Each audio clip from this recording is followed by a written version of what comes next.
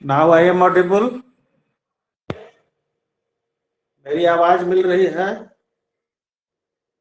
Yes. Now shall we begin our class? Shall we begin our class? Yeah. So just turn back to the whiteboard. Today we are going to discuss some aspects regarding the solution of the quadratic equations, and yesterday we have discussed about the formation and reformation of the quadratic equation, and to see whether the given equation is in the standard form or in the general form. If it is in general form, then it is converted into the standard form, and the standard form of the equation is like that. ये चीज हम लोगों ने पिछली class में पढ़ ली है। अब इधर आने के बाद एक बार और बता दीजिए कि वेदर आई एम ऑडिबल और नॉट, क्योंकि इधर से जाने के बाद आप लोग कभी कभी कहते हैं कि आवाज नहीं मिल रही है। Yes, so now we are going to discuss the different methods of solution of the quadratic equation. पिछली क्लास में फॉर्मेशन देख लिया, अब हम कुछ सॉल्यूशन की बात करेंगे, और सॉल्यूशन के लिए डिफरेंट मेथड्स को हम लोग डिस्कस करने जा रहे हैं, जिसमें पहली मेथड होगी by the method of factorization. First method is by the method of factorization. Second method is the method of completing a square, and third method that is not very distinguished from the second method. By the method of completing a square, it is the advanced form of the method of completing a square, that is the Sridharacharya rule. So we will discuss today first the method of factorization, and for that let's take one or two examples. 6x square minus x minus 2 which is equal to 0 by the method of factorization solution करने जा रहा हैं, जिसमें जो standard method होता है इसको just compare करें ax square plus bx plus c से, and this is the constant term, this one is the constant term, and this is the coefficient of x square. तो पहला जो रूल होता है कि just take these two numbers a and c and after multiplication factor these terms into different ways such that their sum or difference may be like the coefficient of x. इस तरीके का करते हैं। तो इसके लिए न्यूमेरिकल एग्जांपल लेके ही ज्यादा बेटर होगा। इसकी कोएफिशिएंट 6 है, इसकी कितनी है 2 है, so 6 into 2 and that is 12. 12 के डिफरेंट क्या प्रोसीजर होगा फैक्टराइजेशन के? 12 into 1 हो सकता है, 6 into 2 भी हो सकता है, 4 into 3 भी हो सकता है, और इसके बाद रिवर्स में कहोगे, लेकिन इसमें देखना है कि 12 में 1 ऐड करेंगे तो ये नहीं मिलने जा रहा है, 12 में 1 सब्ट्रैक्ट करेंगे तो भी नहीं मिलने जा रहा है, इसमें दोनों को ऐड कर दें तो भी नहीं मिलने जा रहा है, सब्ट्रैक्ट करें तो भी नहीं मिलने जा रहा है। बट ये जरा से देखिए, 4 में 3 को ऐड करेंगे 7 तो नहीं मिलेगा, लेकिन 4 में 3 को सब्ट्रैक्ट करेंगे तो 1 मिलेगा, that is the coefficient of x. So just adjust these terms in the terms different of these numbers. तो आप इसको कैसे करेंगे? 6x स्क्वायर माइनस आप कर सकते हैं इसको 3x प्लस 4x अगर आप करते हैं तो ये प्लस हो जाएगा, दैट इज नॉट फिजिबल। सो आप ऐसा कर सकते हैं कि 3x minus 4x minus 2 which is equal to 0.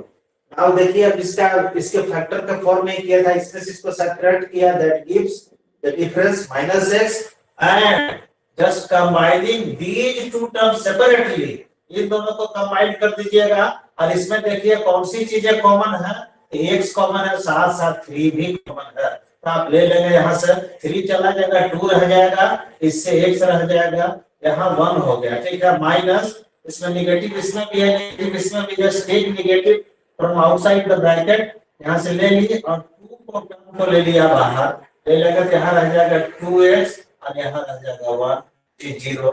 Now these two terms में देखिए ये वाली जो टर्म है that is common, so just you can take it out from both the terms, 2x + 1 के बाहर यहाँ क्या रह जाएगा 3x - 2 which is equal to 0। So this is the simplest procedure of factorization।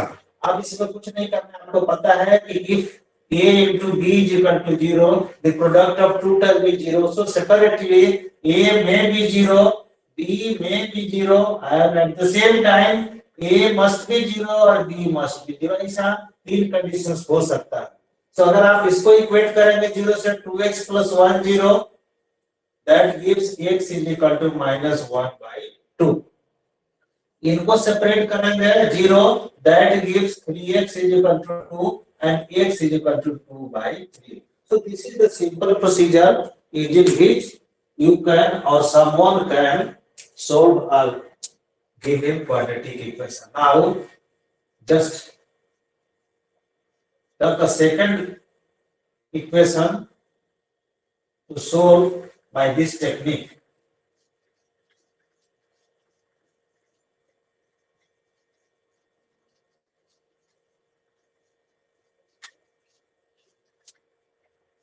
The second equation is very similar to that, but some differences are there। 3x² - 2√6x + 2 is equal to 0। आप बताएंगे कि जो आपने technique बताई थी उस basis पर 3 into 2 कर दिया, दैट इज 6। अब इसका डिफरेंट में क्या हो सकता है, 6 into 1 हो सकता है, 3 into 2 हो सकता है, लेकिन दोनों ही तरीके से 6 + 1 अगर कर देते हैं तो नहीं मिलेगा, 6 - 1 करेंगे तो भी नहीं मिलेगा, 3 + 2 करेंगे तो भी नहीं मिलेगा, 3 - 2 करें तो भी नहीं मिलेगा। क्यों नहीं मिल रहा है? Because the irrational terms are here. Irrational terms जब होंगे तब इसके लिए थोड़ा सा टेक्निक को इंप्रूव करेंगे, थोड़ा सा एडवांस टेक्निक करेंगे, और उसके लिए करेंगे कि 6 को एक तरीके से ये भी लिख सकते हैं √6 × √6, ऐसा लिख सकते हैं। तब क्या हो जाएगा, √6 × √6 दोनों मिलकर 6 हो जाएंगे। So this is one of the factorization. कब यूज करेंगे, जब इरेशनल टर्म यहाँ होंगे, तब इस नंबर को हम इरेशनल के टर्म में क्या करेंगे, फैक्टराइज करेंगे। And therefore we have cited some such type of examples to discuss this aspect. तो आप इसको अब देखिए, अभी आप क्या करेंगे, √6 + अगर 6 करते हैं तो 2√6, तो that gives this number. And therefore 3x² - √6x - √6x + 2 which is 0। अब आप यहाँ देखिए, इन टर्म को दोनों को करेंगे, इसमें कपल कर देंगे, और इसके बाद इसको प्लग कीजिए इसके साथ, इसको प्लग कीजिए इसके साथ, लेकिन इसमें कोई भी ऐसा टर्म नहीं है एक्सेप्ट x की कॉमन जा सकता है। तो उसके लिए प्रोसीजर हम ये भी लगाएंगे कि आप ऐसा कर सकते हैं कि इस टर्म को थोड़ा सा और सिंपल करेंगे, इसको भी सिंपल करेंगे। It can be written as √3 × √3x and this can be written as √2 × √3x। ठीक है, यहाँ पे क्या करेंगे, इसको भी कर सकते हैं √3 × √2x प्लस इस टर्म को लिखेंगे √2 × √2 which is 0। अब देखिए इसमें से कुछ कॉमन मिलेगा, क्या मिलेगा, इससे कॉमन मिलेगा √3, यहाँ भी है यहाँ भी, तो √3 तो कॉमन आ जाएगा, और x इन दोनों से कॉमन ले लेंगे, and from here the remaining terms is √3, x यहाँ रह जाएगा, और यहाँ क्या रह जाएगा, -√2 रह जाएगा। माइनस यहाँ जब कॉमन लेंगे तो देखिए ये वाला साइन चेंज कर जाएगा, और इससे क्या कॉमन लेंगे, √2 इसमें भी है, √2 इसमें भी है, just take √2 from outside, and यहाँ से देखिए √3x, और यहाँ साइन चेंज कर जाता है, माइनस हो जाएगा √2 which is 0, एंड दोनों से इस टर्म को कॉमन ले लेंगे, √3x माइनस √2, एक तो कॉमन हो गया, दूसरा हो जाएगा √3x minus √2 which is 0। Separately जब दोनों को इक्वेट करेंगे, √3x minus √2 is equal to 0, √3x minus √2 is equal to 0। ठीक है, तो आप कह सकते हैं कि ये जो मिला हमारा solution x is equal to √2 by √3, और यहाँ से भी मिला √2 बाई √3। ठीक है, तो ये सॉल्यूशन है। अब सॉल्यूशन देखने में ये लग रहा है सॉल्यूशन दोनों का नेगेटिव नेगेटिव, दोनों एग्जैक्टली सिमिलर है। ऐसे केस में कह सकते हैं कि two solutions coincident solution. Coincident का मतलब होता है एक ही जैसे सॉल्यूशन होंगे तो दोनों को क्या कहेंगे, या रिपीटेड सॉल्यूशन कह सकते हैं।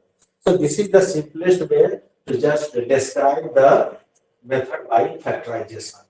Now, on the same basis, we are going to reform equation by word problems. कुछ वर्ड प्रॉब्लम्स दिए रहेंगे, उससे हम क्या करेंगे, सबसे पहले इक्वेशन का फॉर्मेशन करेंगे और इसके बाद तब जाके इसके सॉल्यूशन करेंगे। So,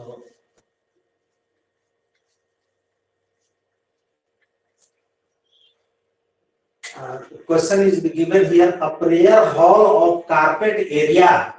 एक प्रेयर हॉल है, जनरली प्रेयर हॉल जो भी होता है वो रेक्टेंगुलर शेप में होता है, एक रेक्टेंगल का फॉर्मेशन कर दिया, ये प्रेयर हॉल है। ठीक है, prayer hall of carpet area, इसकी एरिया दे रखी है, कितनी एरिया दे रखी है, that area is 300 metre square, square metre लिखा है, with length 1 more than breadth, with length 1 metre more than breadth. इसका जो ब्रेड्थ है उससे लेंथ 1 मीटर क्या है, ज्यादा है। तो let us suppose the breadth is x and therefore length is x plus 1, and this gives the area, and area in the terms of variable that is length into breadth, x plus 1 into x, ये होगा इसका area. But in the situation it is given the area of the prayer hall is 300, so just it is equated to 300. Are you getting my child? Are you getting or not? Are you getting these things? Yeah.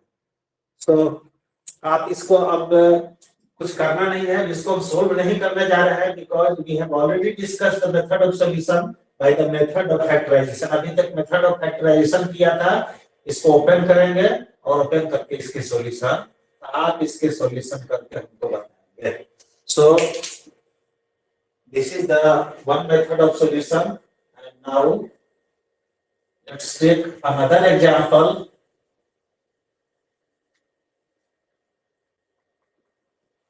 And the other example is in the word problems, cottage industry producing pottery article। pottery article होता है मिट्टी के बर्तन को कहते हैं pottery article। तो कोई भी कॉटेज इंडस्ट्री में मिट्टी का पॉट बन रहा हो, अभी ये कह रहा है कि ऑन पार्टिकुलर डे, किसी खास दिन में, जैसे सपोज कीजिए कि कल चूड़ा दही का दिन है, उसी दिन का प्रोडक्शन हो रहा है, पॉटरी आइटम बना रहा है। तो क्या बना रहा है, कह रहा है कि ऑन पार्टिकुलर डे कॉस्ट,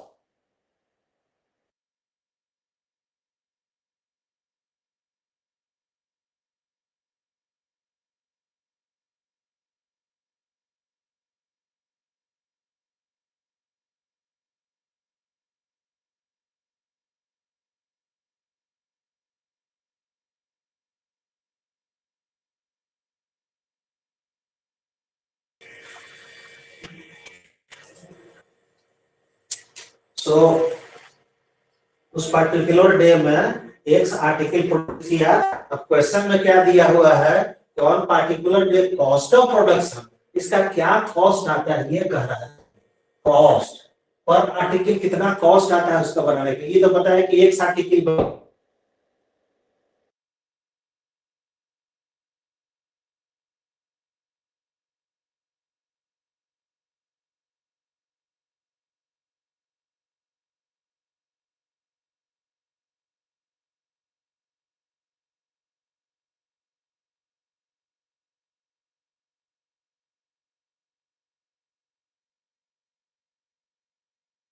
अब देखिए इस क्वेश्चन में क्या कह रहा है, 3 more than twice the number of article produced on that day, find the number of articles produced and cost of production। तो आप इस क्वेश्चन से क्या चीज, cottage industry producing pottery article, I think something missing in the question, so for that we are taking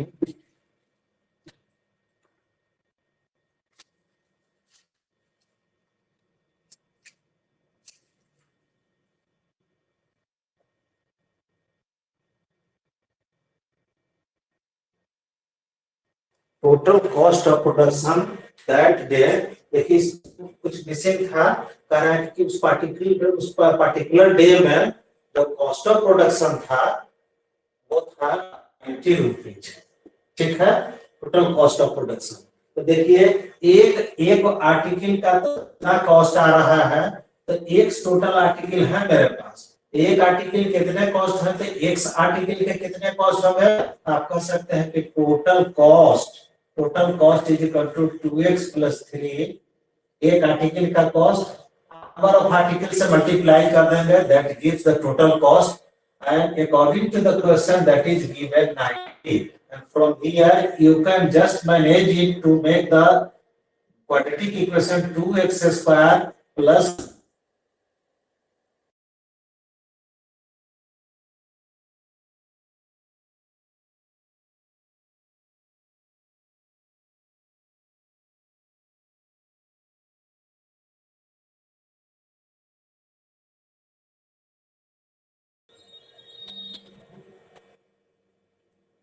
now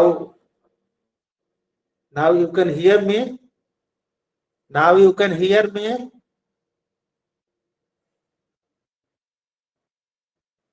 so आप यहाँ पे देख सकते हैं, अभी रुका था कोई बात नहीं है, उस पार्टिकुलर डे इतना है प्रोडक्शन हो रहा है और वो कह रहा है कि कितना कॉस्ट हो रहा है, तो कॉस्ट हो रहा है कि जितने आर्टिकल हो रहा है उसका दुगना से 3 रुपए ज्यादा इनका पर आर्टिकल कॉस्ट हो रहा है, का कॉस्ट एक का कॉस्ट इतना हुआ, इतने आर्टिकल के कितने कॉस्ट है, तो just multiply these number two find the total cost, so this is the total cost, and as per given conditions in the question, the total cost on that particular day is 90 rupees, so just equate it to find the quadratic equation. So just we have arrived at the conclusion, this is the quadratic equation, and now have you got it, have you got whatever I have described, have you got or not, have you got?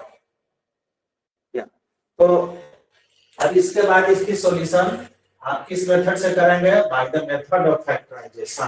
तो by the method of factorisation से इसके solution करेंगे और ये भी आप मेरे पास शेयर करेंगे। Now we are going to discuss the other methods of solution is by the method of completing square, by the method of completing square. और इसके लिए थोड़ा सा हम लोग बैक चलते हैं, बैक पे जाएंगे और जानने की कोशिश करेंगे कि कैसे स्क्वायर को कंप्लीट करते हैं। जैसे देखिए लिखा हुआ है x + y whole square which is equal to first term का square plus 2 × first term × second term y + y second term का square. This is the method of completing square.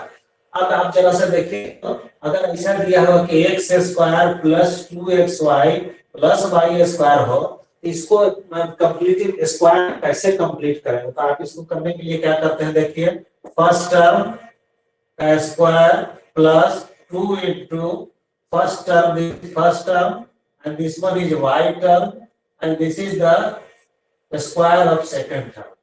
अगर ऐसा होता है तो certainly this gives the formula x + y का whole square. And इसी technique को यूज करके कोई भी इक्वेशन को हम कंप्लीटिंग स्क्वायर में हम कंप्लीट कर सकते हैं, और उसके लिए थोड़ी सी ज्यादा ही कंसीडर करेंगे। कैसे करेंगे, जैसे देखिए एक को मैं करने जा रहा हूँ x² + 2x, इसको करना है कंप्लीटिंग स्क्वायर में। कैसे कंप्लीट करेंगे, तो कंप्लीट करने के लिए देखिए क्या चीज चाहिए, फर्स्ट टर्म एक्स, यहीं से देखिए फर्स्ट टर्म का स्क्वायर दिया हुआ है प्लस 2 इनटू फर्स्ट टर्म होना चाहिए, फर्स्ट टर्म है, लेकिन इसमें 4x लिखा हुआ है, इसको 4x पूरा करने के लिए इस टर्म में 2 से मल्टीप्लाई करना होगा and evidently that gives this is the second term, so 2। लेकिन अब आप जरा सा इनसे कंपैरिजन कीजिए, इसमें कंपेयर करने के बाद ये तो मिल रहा है, ये जा रहा है, but this is the extra term जो इसमें नहीं है, तो नहीं है तो उसके लिए क्या करेंगे, -2 स्क्वायर इस पे सब्ट्रैक्ट कर देंगे, कर लेने के बाद अब देखिए एक दूसरे को क्या करेगा, एडजस्ट कर जाएगा and that gives the original equation, but we have not to adjust it, we have to complete it. इन दोनों को अगर हम एक साथ कंप्लीट करेंगे तो दैट गिव्स x + 2 का होल स्क्वायर, ठीक है, और इनको इधर ट्रांसफर कर देंगे, 2 का हो जाएगा square. This is the method of completing square, ठीक है। आप इस तरीके से कर सकते हैं या सिंपली देखिए कर सकते थे, 2 का स्क्वायर का मतलब क्या हो गया, 4 हो गया, x + 2 whole square which is 4 and x + 2 4 plus minus, आपको बताया था कि x square is equal to a square और a simply then x is equal to plus minus under root a, and from here देखिए x + 2 is equal to plus minus इसका square root 2 होगा। आप देखिए इसके दो सॉल्यूशन होंगे, x + 2 एक बार इसकी पॉजिटिव साइन लेंगे और एक बार इसकी नेगेटिव साइन लेंगे। अगर पॉजिटिव साइन लेते हैं that gives 2 - 2 0, x is equal to 0, और यहां से क्या होगा -2 लेकिन इस क्वेश्चन डायरेक्टली भी कर सकते थे, x² + 4x which is equal to 0 दिया हुआ है, you can take x from these two terms leaving behind x + 4 which is 0 and either x is equal to 0 or x + 4 is equal to 0, that gives x is equal to -4। यहां से लेकिन ये simplest equation था direct था, लेकिन जब complicated equation होगा तो हम यूज करेंगे by the method of completing square, and for that we are going to discuss another questions. Are you getting my child, are you getting,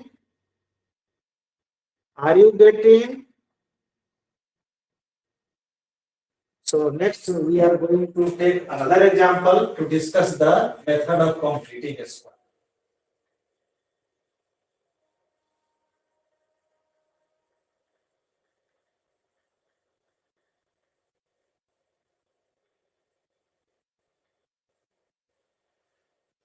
The second question is 3x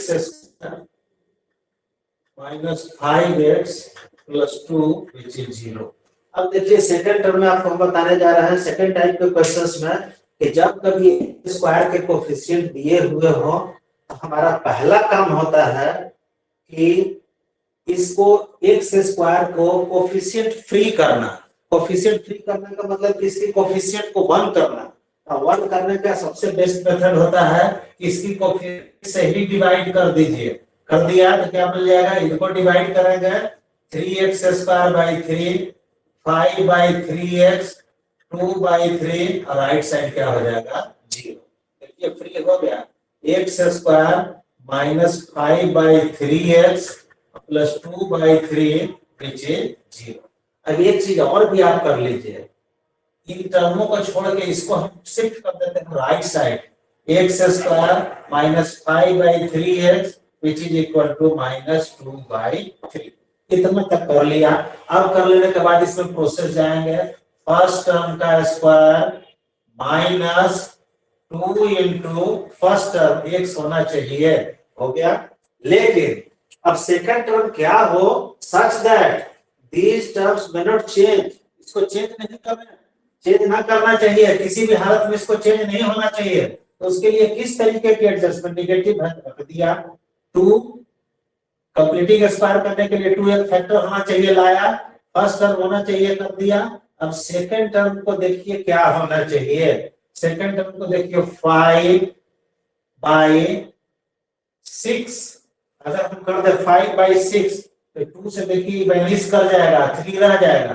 so this process doesn't change in the original equation. इसको change नहीं कर रहा है. It means the second term is 5/6 इसका square.